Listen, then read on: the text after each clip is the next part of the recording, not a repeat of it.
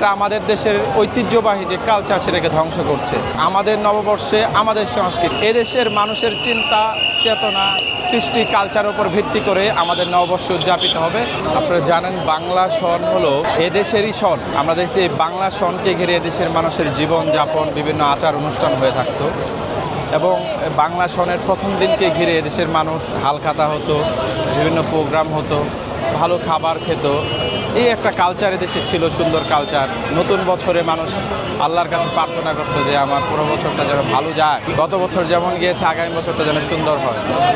এরকম বিভিন্ন কালচারে সজ্জিত ছিল আমাদের এই বাংলা নববর্ষের প্রথম দিন। কিন্তু আমরা দেখলাম বেশ কিছু বছর যাবৎ এদেশে নানা রকম বিদেশি সংস্কৃতি এখানে ছড়িয়ে পড়েছে।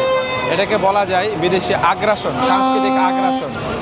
এই সাংস্কৃতিক আগ্রাসন ঘিরে আমরা দেখেছি বিভিন্ন মঙ্গল শোভাযাত্রা নামে বিভিন্ন অদ্ভুত প্রাণী দিয়ে বিভিন্ন আয়োজন করা হতো। আমরা দেখতাম সাধারণত একজন মুমিন মুসলমান বা যিনি ইসলামকে লালন করেন ধারণ করেন বা যারা সুস্থ সংস্কৃতি চর্চা করেন তাদের কাছে এটা বড় দৃষ্টিকটু এবং এটা আমাদের দেশের ঐতিহ্যবাহী যে কালচার সেটাকে ধ্বংস করছে।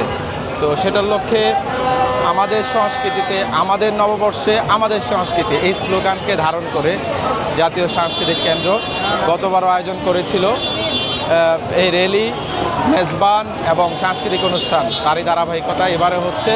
আপনারা দেখেছেন গতবার বিভিন্ন ঐতিহ্যমণ্ডিত বিষয়গুলো ছিল, বিভিন্ন প্রপসগুলো ছিল।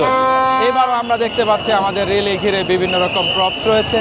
তো আমাদের চাওয়া এদেশের মানুষের চিন্তা চেতনা কৃষ্টি কালচার উপর ভিত্তি করে আমাদের নববর্ষ উদযাপিত হবে।